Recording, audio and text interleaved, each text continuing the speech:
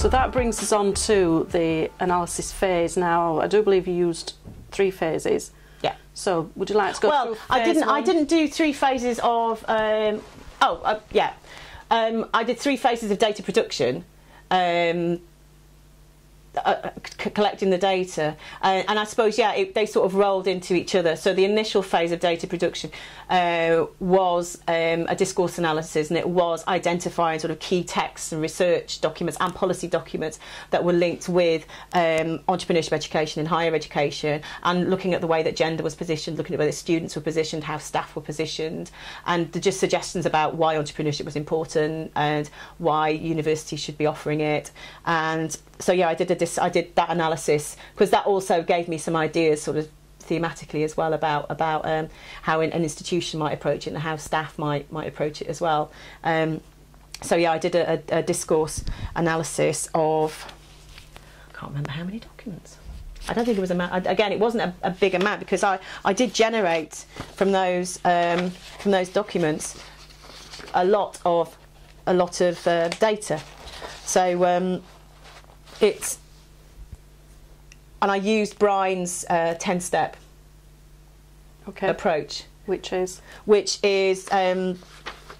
she analyses. She does discourse analysis on policy, and that was my starting point, was looking at how policy and research frame entrepreneurship, and then how that is then reframed within institutions and reframed within the classroom, and discourse analysis, there's sort of different ways of approaching it. You could do it sort of linguistic, where you're sort of picking apart words, and I was going for more of a sort of a socio-linguistic analysis after sort of Norman Fairclough, and looking at the way that ideology is carried in language, and the ways that people are positioned in documents, and the invisibility of some people, and what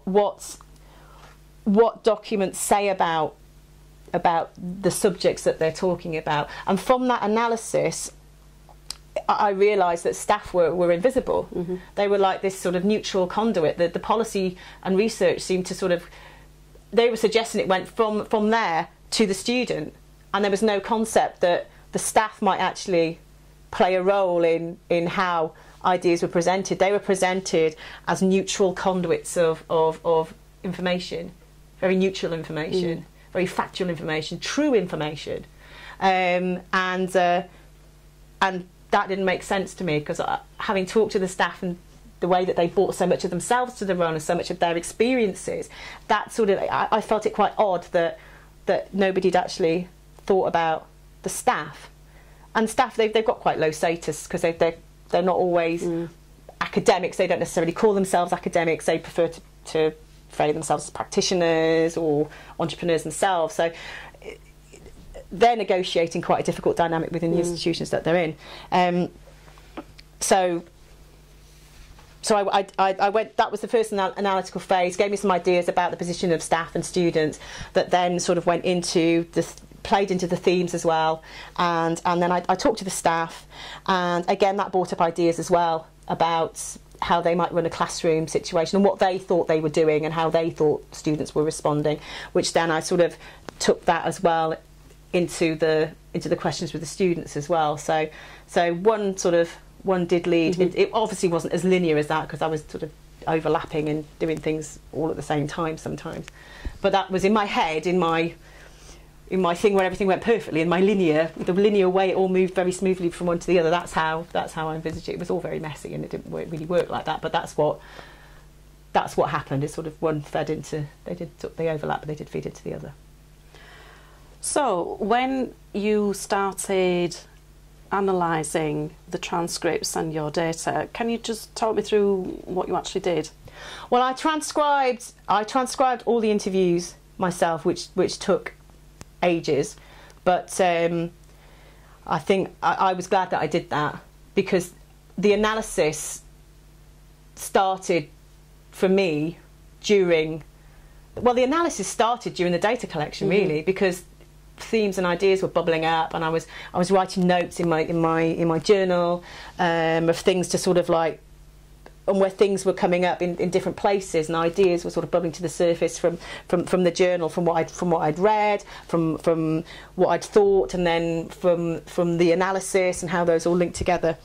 And with the transcripts, because I also recorded the classroom sessions as well, and I transcribed those as well, and some of those were 3 hours long, but I transcribed the first 15 minutes, the middle 15 minutes, and the end, because of the introduction, the midpoint, and then the summing up.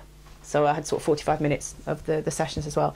But I in my transcriptions, I had three columns. The middle column was the actual words, and then either side was space for me to just scribble in as things came up. Oh, this sounds like what such and such said, or oh, this reflects a phrase in one of the policy documents, and oh, they've mentioned that document.